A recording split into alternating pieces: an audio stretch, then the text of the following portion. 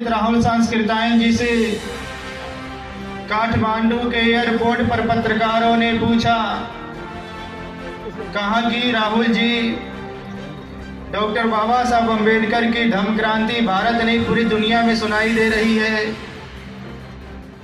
उसकी प्रशंसा हो रही है, उसकी आलोचना हो रही है। आप बाबा साहब डॉक्टर अम्बेडकर की धम्म क्रांति को किस रूप में देखते हैं? महापंडित राहुल सांस्कृतायन ने काठमांडू के एयरपोर्ट पर पत्रकारों को जवाब देते हुए कहा, मैं डॉक्टर बाबा साहब अम्बेडकर के धम्म क्रांति को इस रूप में देखता हूँ कि डॉक्टर बाबा साहब अम्बेडकर ने भारत में बुद्ध धर्म का एक ऐसा मजबूत खंभा गाड़ा है जिसे अब कोई माँ का लाल हिला नहीं सकता। अब लोग देख रहे हैं, पूरे देश में जाते हैं, पूरे देश में नेहरू जी पर नहीं पड़ा, लेकिन उनके कथनों का बाबा साहब ने बड़ी गंभीरता से ले लिया। जब डॉक्टर बाबा साहब अम्बेडकर बोलने के लिए खड़े हुए तो बाबा साहब डॉक्टर अम्बेडकर ने कहा कि मैं ऐसा मानता हूँ कि जिस देश में भगवान बुद्ध ने जन्म लिया उस देश के लोग भगवान बुद्ध को भूल गए। बाबा साहब ने कहा कि मैं ऐसा मानता हूँ कि जिस देश में भगवान बुद्ध ने बौद्ध धर्म दिया उस देश के लोग भगवान बुद्ध को भूल गए, उनके धर्म को भूल गए। बाबा साहब ने कहा कि मैं ये भी मानता हूँ भगवान बुद्ध ने जो ज्ञान का वृक्ष लगाया था, बोध वृक्ष लगाया था, वो भी भारत इसमें सूख रहा है। बाबा साहब ने कहा कि लेकिन मैं भी बताना चाहता हूँ भगवान बुद्ध का लगाया हुआ ज्ञान का वृक्ष, बोधि वृक्ष अभी पूरी तरीके से सूखा नहीं है, अभी उसकी जड़ें हरी भरी हैं। बाबा साहब ने कहा कि अगर उस पर पानी डाला जाए तो उसकी जड़ें और हरी भरी हो जाएंगी। जब जड़ें हरी भरी हो जाएंगी तो उसकी टहनियाँ हरी भरी हो जाएंगी। जब टहनियाँ हरी भरी हो जाएंगी तो नए नए पत्ते निकल आएंगे। जब नए नए पत्ते निकल आ जाएंगे तो सुख छाया देना प्रारंभ कर देंगे। बाबा साहब ने कहा कि मैं पूरी दुनिया के सामने संकल्प ले रहा हूँ। बाबा साहब डॉक्टर अम्बेडकर ने कहा कि मैं आप सबको विश्वास दिला रहा हूँ, भारत वापस जाने के बाद अपने लाखों अनुयायियों के साथ भारत में बुद्ध धर्म का जो वृक्ष सूख रहा है उस पर पानी डालूंगा, उसे हरा भरा करूंगा। डॉक्टर बाबा साहब अम्बेडकर वापस आए 14 अक्टूबर 1956 के दिन भारत में बुद्ध धर्म का जो वृक्ष सूख रहा था, अपने 5 से 10 लाख अनुयायियों के साथ उस पर पानी डाल करके हरा भरा कर दिया। जब बाबा साहब डॉक्टर अम्बेडकर ने भारत में बुद्ध धर्म की महान क्रांति करी, धम्म क्रांति करी, उसकी गूंज पूरी दुनिया में सुनाई देने लगी।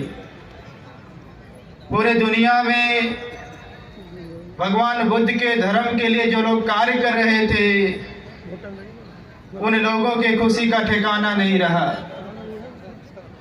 मुझे उस समय का एक संस्मरण याद आता है। महापंडित राहुल सांस्कृतायन जी जापान जा रहे थे। महापंडित राहुल सांस्कृतायन जी जापान के एयरपोर्ट, वहाँ काठमांडू के एयरपोर्ट पर रुके हुए थे। महापंडित राहुल सांस्कृतायन जी से काठमांडू के एयरपोर्ट पर पत्रकारों ने पूछा, कहा कि राहुल जी, डॉक्टर बाबा साहब अम्बेडकर की धम्म क्रांति भारत नहीं पूरी दुनिया में सुनाई दे रही है, उसकी प्रशंसा हो रही है, उसकी आलोचना हो रही है। आप बाबा साहब डॉक्टर अम्बेडकर की धम्म क्रांति को किस रूप में देखते हैं? महापंडित राहुल सांस्कृतायन ने काठमांडू के एयरपोर्ट पर पत्रकारों को जवाब देते हुए कहा, मैं डॉक्टर बाबा साहब अम्बेडकर के धम्म क्रांति को इस रूप में देखता हूँ कि डॉक्टर बाबा साहब अम्बेडकर ने भारत में बुद्ध धर्म का एक ऐसा मजबूत खंभा गाड़ा है जिसे अब कोई माँ का लाल हिला नहीं सकता। हम लोग देख रहे हैं, पूरे देश में जाते हैं, पूरे देश में लगातार यात्राएं करते हैं। आज देख रहे हैं कि डॉक्टर बाबा साहब अम्बेडकर की धम्म क्रांति पूरे देश में बहुत तेजी के साथ फैल रही है। आज देश का कोई राज्य नहीं है जहां बौद्धों की संख्या निरंतर बढ़ रही हो। आज डॉक्टर बाबा साहब अम्बेडकर की धम्म क्रांति केवल राज्यों में नहीं बल्कि देश का कोई मंडल नहीं बचा है जहां बाबा साहब अम्बेडकर के अनुयायी न रहते हो। आप मंडलों को छोड़ दीजिए, अब देश के कोई जिले नहीं बचे हैं जहां बौद्ध लोग, अम्बेडकरवादी लोग नहीं रहते हो। आप देश की जिलों को छोड़ दीजिए, अब देश की कोई तहसीलें नहीं बची हैं जहां बौद्ध और अम्बेडकरवादी लोग न रहते हो। आप उन तहसीलों को छोड़ दीजिए, अब देश के कोई ग्राम सभा नहीं बचे हैं जहां बौद्ध अम्बेडकरवादी न रहता हो। और आप ग्राम सभाओं को भी छोड़ दीजिए, अब देश का कोई गांव भी नहीं बचा है जहां बाबा साहब अम्बेडकर का और भगवान बुद्ध के धर्म को मानने वाला लोग न रहते हो। आज पूरे देश, गांव से लेकर के देश तक डॉक्टर बाबा साहब अम्बेडकर का अनुयायी बुद्धमय भारत बनाने का सपना देख रहा है। और बहुत सारे लोग देश में लाखों संगठन बना करके, बहुत सारे लोग बिना संगठन बना करके निरंतर कार्य कर रहे हैं। और जिस तरह से कार्य कर रहे हैं, मुझे ऐसा लगता है कि आने वाले 10-20 सालों में भगवान बुद्ध का धर्म, बौद्ध धर्म देश के प्रमुख धर्मों में से एक बनने वाला है।